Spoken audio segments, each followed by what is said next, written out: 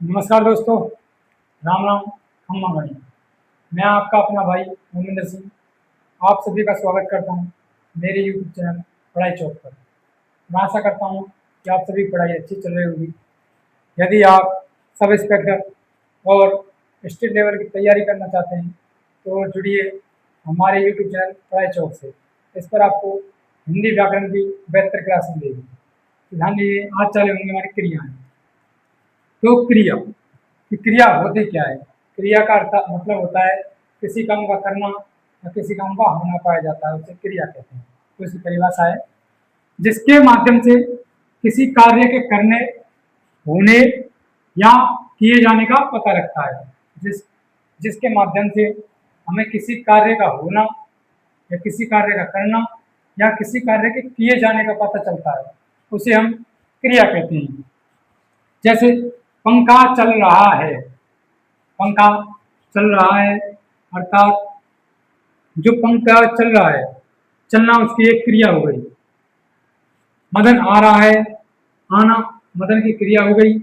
हवा चल रही है तो हवा का चलना भी वो क्रिया हो गई। तो क्रिया के दो अंश होते हैं, एक होता है मुख्य अंश और एक होता है सहायक अंश। एक होता है मुख्य अंश और एक होता है सहायक अंश। मुख्य अंश जिस क्रिया का मुख्य अर्थ लिया जाता है, जो क्रिया होती है उसका जब हम मुख्य अर्थ लेते हैं उसे हम मुख्य अंश कहते हैं। अर्थात मुख्य धातु को ही मुख्य क्रिया कहते हैं। जो मुख्य धातु होती है उसे हम मुख्य क्रिया कहते हैं। कह सकते हैं कि मुख्य अर्थ भी इसे कहा जाता है, या तो इसे मुख्य धातु के मुख्य क्रिया कह लीजिए या मुख्य अर्थ भी कह लीजिए। जैसे मदन स्कूल जा रहा है, जो जाना है वह इसकी मुख्य क्रिया हो गई। जैसे हवा चल रही है, जो चलना है, जो हवा की चलना है वो इसकी मुख्य क्रिया हो गई। तो तब तक के लिए ये बता रही है। इससे आगे सहायक क्रिया।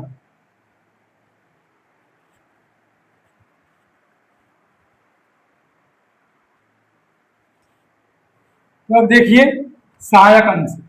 सहायक अंश, तो सहायक अंश जिस क्रिया का सहायक अर्थ लिया जाता है उसे सहायक अंश कहा जाता है। सहायक अंश को ही सहायक धातु या सहायक क्रिया भी कहा जाता है। सहायक अंश को ही सहायक धातु या सहायक क्रिया भी कहा जाता है। और जैसे मोर नाच रहा है, जो ये रहा है ये इसकी सहायक क्रिया है। दीपा गा रही है, जो गा रही है शब्द है वो इसकी सहायक क्रिया है। और जो गाना है ये इसकी मुख्य क्रिया है। इसमें जो नाचना है ये इसकी मुख्य क्रिया है। तो आगे देखते हैं, हम एक नोट डालेंगे रंजक क्रिया। रंजक क्रिया होती क्या है? जो क्रिया मुख्य क्रिया को पूर्णता की ओर लेकर जाती है उसे रंजक क्रिया कहते हैं। कि जो क्रिया मुख्य क्रिया को पूर्णता की ओर लेकर जाती है, अर्थात उसका पूर्ण वाक्य बनाने तक लेकर जाती हैं, उन्हें हम रंजक क्रिया कहते हैं। जैसे इसकी हम दूसरी परिभाषा बोलें तो दूसरे शब्दों में कहा जाए तो सहायक क्रिया जो होती है उसे ही हम रंजक क्रिया कहते हैं। जैसे तूफान मैदान में आ रहा है, जो तूफान है वो आ रहा है मैदान में। जो रहा है ये इसकी सहायक क्रिया अर्थात रंजक क्रिया है। अगला है धातु। धातु कहते किसे हैं? तो क्रिया के मूल रूप को ही धातु कहा जाता है। जो क्रिया का मूल रूप होता है उसे ही धातु कहा जाता है। दूसरे शब्दों में क्रिया को ही धातु कहा जाता है। अगर हम दूसरे शब्दों में कहें कि जो क्रिया होती है उसे ही हम धातु कहते हैं। जैसे खा, जाना, अपनाना, खटखटाना, पढ़वाना, आना, ये सभी धातुओं के प्रकार हैं। तो धातु के 5 भेद होते हैं। जो हमारे धातुएं होती हैं उनके 5 भेद होते हैं। जैसे पहला है कृदंत धातु, दूसरा नाम धातु, तीसरा अनुकरण धातु, चौथा व्युत्पन्न धातु, पांचवा सम्मिश्र धातु। ये हमारे धातु 5 प्रकार की होती हैं। तो तब तक के लिए बता रही है। इससे आगे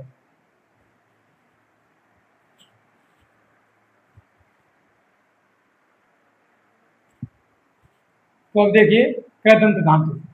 कृदंत धातु इसका संनिवेशित करेंगे तो हम कृतधन अंत। जहाँ पे कृत का अर्थ होता है क्रिया और अंत का अर्थ होता है बाद में। अर्थात इसकी परिभाषा होगी कि क्रिया के अंत में अर्थात बाद में ना प्रत्यय जोड़कर जो धातु बनाई जाती है, जब क्रिया के अंत में हम ना प्रत्यय जोड़ते हैं और जो धातु बनाई जाती है उसे हम कृदंत धातु कहते हैं। जैसे रख धन्ना बराबर रखना, पढ़ धन्ना बराबर पढ़ना, आ धन ना आना, खेल धन ना खेलना, चल धन ना चलना। ये हमारी कृदंत धातु है। जब हम क्रिया के अंत में या क्रिया के बाद में अगर हम ना प्रत्यय जोड़कर जो धातु बनाते हैं वो कृदंत धातु हमारी कहलाती है। अगला है नाम धातु।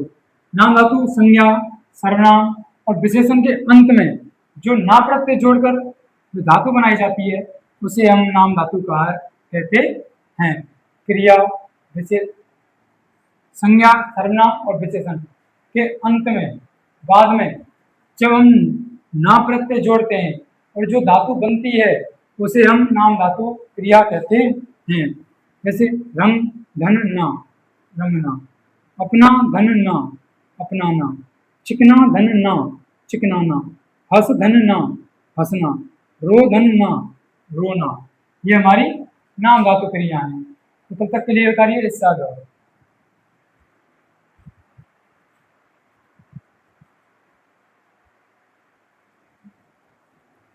तो अब देखिए तीसरा है अनुकरण धातु।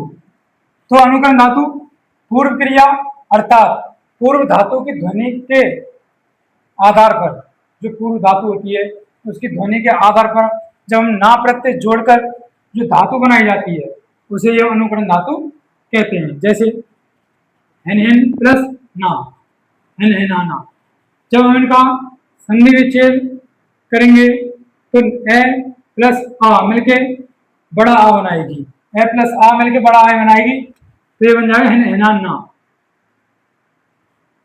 ऐसे ही झंझन प्लस ना झंझनाना, ए प्लस आ मिलकर बनाएगा बड़ा आ। खटखट धन्ना खटखटाना, फड़फड़ प्लस ना फड़फड़ाना, भिनभिन प्लस ना भिनभिनाना। ऐसे ही हमारी ये होती है अनुकरण धातु। अब आती है हमारी व्युत्पन्न धातु। व्युत्पन्न धातु किसे कहते हैं, ध्यान दीजिए। कृदंत धातु के मध्य जब हम वा प्रत्यय जोड़ते हैं और जो धातु बनाई जाती है उसे हम व्युत्पन्न धातु कहते हैं। जैसे रखना, ये हमारी कृदंत धातु है, इसके मध्य में जब हम वा प्रत्यय जोड़ते हैं, जब वा शब्द जोड़ते हैं तो ये हो जाएगा रखवाना, अब ये हो जाएगी व्युत्पन्न धातु। तो कृदंत धातु के मध्य वा जोड़कर जो धातु बनाई जाती है उसे व्युत्पन्न धातु कहते हैं। इसके मध्य में हमें वा शब्द जोड़ना है। चलना, इसके मध्य में वा जोड़ेंगे तो चलवाना, लिखना, इसके मध्य में वा जोड़ेंगे तो लिखवाना, पढ़ना, इसके मध्य में वा जोड़ेंगे तो पढ़वाना। तब तक क्लियर करिए, इससे आगे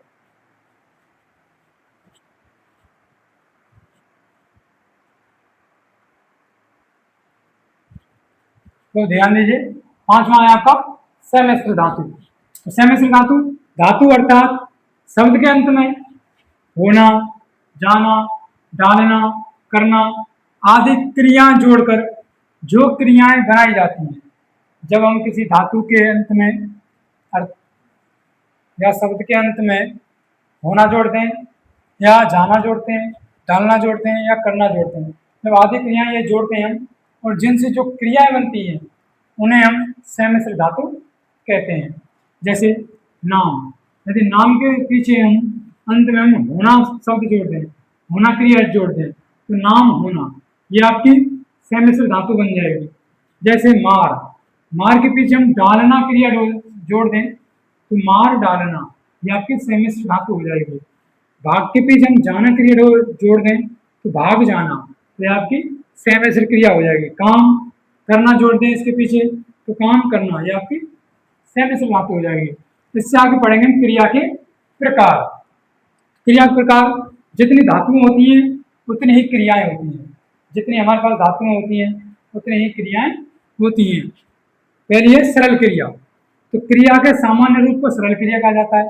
जब क्रिया का सामान्य रूप होता है उसे ही हम सरल क्रिया कहते हैं। तो सरल क्रिया दो रूपों में पाई जाती है, अर्थात सकर्मक और अकर्मक। सकर्मक क्रिया को हम दो रूपों में पाते हैं, एक सकर्मक और दूसरा अकर्मक। जैसे गीता अखबार पढ़ रही है, पढ़ रही है, ये इसका सामान्य वाक्य है, सरल वाक्य है। सोहन पतंग उड़ा रहा है, खिलाड़ी दौड़ रहा है, चिड़िया आकाश में उड़ रही है, वह खाना खा रहा है। ये आपके सरल वाक्य हैं। तो यही आपकी सरल क्रिया हैं। तो सरल क्रिया के दो भेद होते हैं। जो सरल क्रिया होती है तो उसके दो भेद होते हैं। पहला है सकर्मक क्रिया और दूसरा है अकर्मक क्रिया। तब तक के लिए उतारिए, इससे आगे और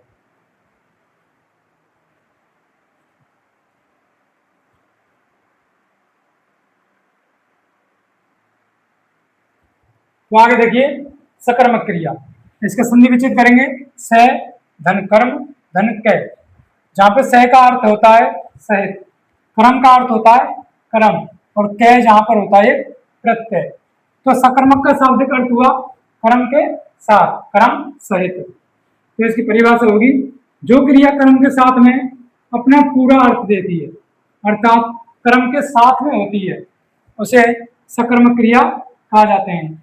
जब कोई क्रिया कर्म के साथ में होती है उसे ही हम सकर्मक क्रिया कहते हैं। सकर्मक क्रिया तीन रूपों में, अर्थात एक कर्म, दो कर्म और अपूर्ण कर्म के साथ में पाई जाती है। जैसे माताजी खाना बना रही है, बनाना ये क्रिया है, तो ये खाना हुआ उनका कर्म। पुस्तक पढ़ा रहा है, अध्यापक पुस्तक पढ़ा रहा है ये क्रिया है, इसके साथ पुस्तक इसका कर्म। मोहन आम खा रहा है, जो खा रहा है ये क्रिया, आम उसका हुआ कर्म।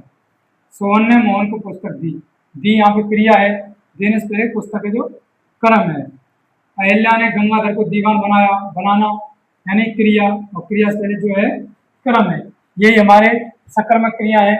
और सकर्मक क्रिया तीन रूप होते हैं, एक कर्मक, दो कर्मक और अपूर्ण कर्म। तो तब तक क्रिया कार्य इससे आगे।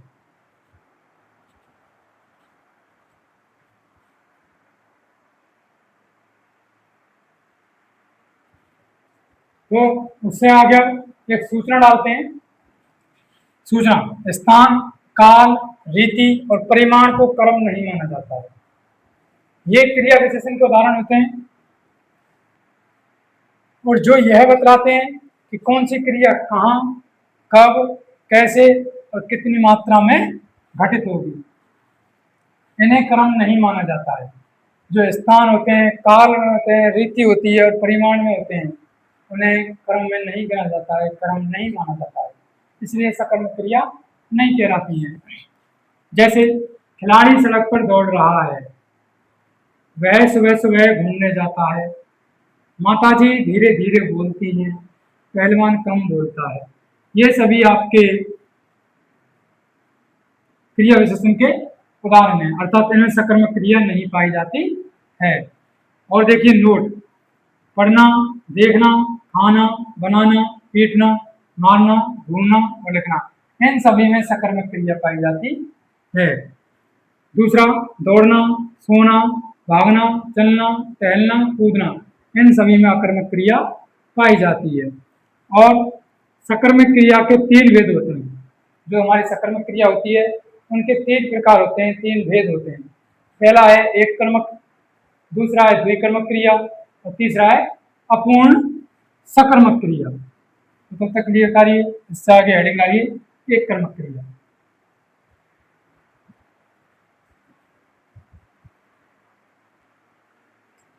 तो अब देखिए एक कर्मक क्रिया, तो जो क्रिया एक कर्म के साथ में अपना पूरा अर्थ देती है उसे एक कर्मक क्रिया कहा जाता है। अर्थात हम कह सकते हैं कि एक कर्मक क्रिया एक कर्म के साथ होती है। जैसे माताजी खाना बना रही है, इसमें एक कर्म है, केवल माताजी जो है वो केवल खाना बना रही है, इसके अलावा और कोई भी कार्य नहीं कर रही है। सोहन पतंग उड़ा रहा है, जो सोहन है वो एक बार में एक ही क्रिया कर रहा है, वो पतंग उड़ा रहा है। दीपा अखबार पढ़ रही है, इसमें भी एक कर्म है। सोहन संगीत सुन रहा है, इसमें भी एक ही कर्म है। इसके बाद आती है आपकी द्विकर्मक क्रिया। द्विकर्मक क्रिया क्या, हम संधि विच्छेद करते हैं तो द्वि प्लस कर्म प्लस कै। तो द्वि का अर्थ होता है दो, कर्म का अर्थ होता है कर्म, और कै यहाँ पे प्रत्यय शब्द है। तो द्विकर्मक का शाब्दिक अर्थ हुआ दो कर्म। दो कर्म यानी कि जो क्रिया दो कर्म के साथ में अपना पूरा अर्थ देती है उसे द्विकर्मक क्रिया कहा जाता है। इसमें दो कर्म पाए जाते हैं, अर्थात हम कह सकते हैं कि द्विकर्मक क्रिया में मुख्य कर्म और गौण कर्म पाया जाता है। जो द्विकर्मक क्रिया होती है उसमें एक मुख्य कर्म होता है और एक होता है गौण कर्म होता है। तो द्विकर्मक क्रिया में मुख्य कर्म दो रूपों में होता है। जैसे गीता ने सीमा को पुस्तक दी, जो इसमें पुस्तक है यह आपका मुख्य कर्म है, और जो सीमा है जिसको दिया गया है वो आपका गौण कर्म है। तो पूजा ने पुजारी को फल दिए, जो आपके फल हैं ये आपके मुख्य कर्म है, और जो पुजारी है ये आपका गौण कर्म है, जिसको देना है वो गौण कर्म है। कल तक के लिए कार्य इससे आगे बढ़े।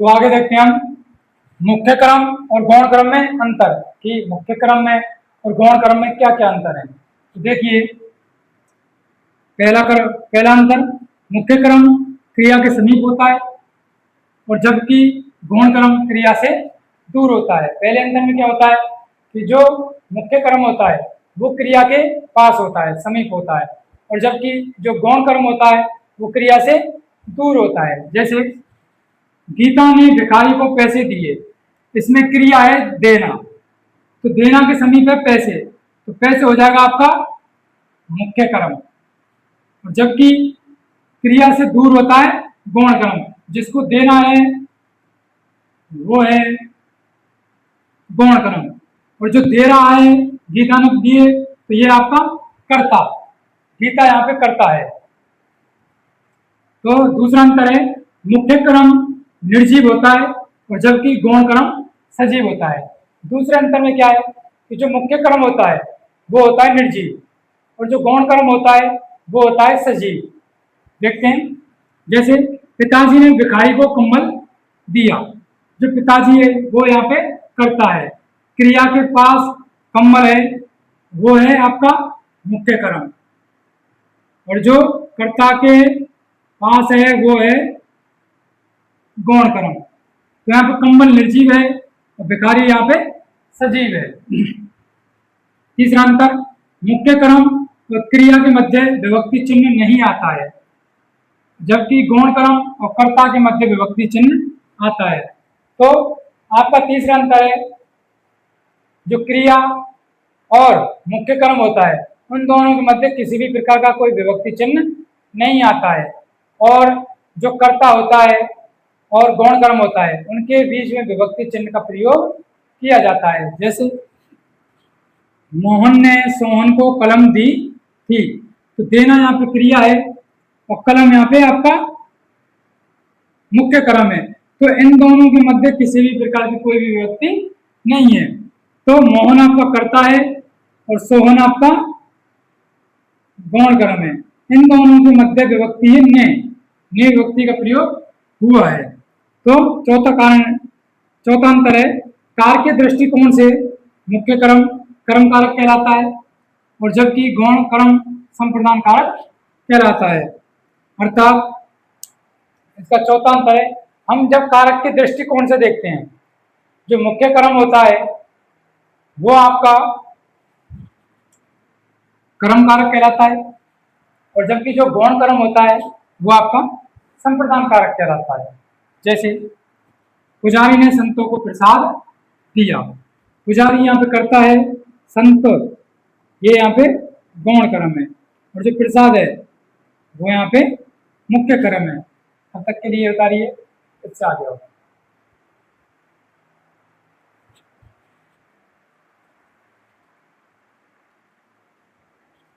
तो आपका सकर्मक क्रिया का तीसरा भेद है अपूर्ण सकर्मक क्रिया। तो जिस क्रिया में कर्म की पूर्ति की जाती है उसे अपूर्ण सकर्मक क्रिया कहा जाता है। अपूर्ण सकर्मक क्रिया में बनाया शब्द के साथ उसी संज्ञा का प्रयोग किया जाता है। इसमें हम कर्म की पूर्ति करते हैं। जैसे अहिल्या ने गंगाधर को दीवान बनाया।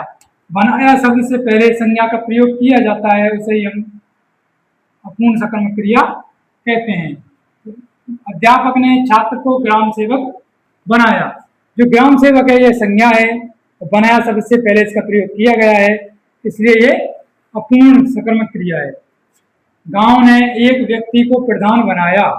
बनाया शब्द से प्रधान शब्द है, ये आपकी संज्ञा है, और जब बनाया शब्द से पहले संज्ञा आती है तो ये अपूर्ण सकर्मक क्रिया कहलाती है। तो आज के लिए बस इतना ही, मिलते हैं अपनी अगली क्लास में, तब तक के लिए बाय बाय, धन्यवाद।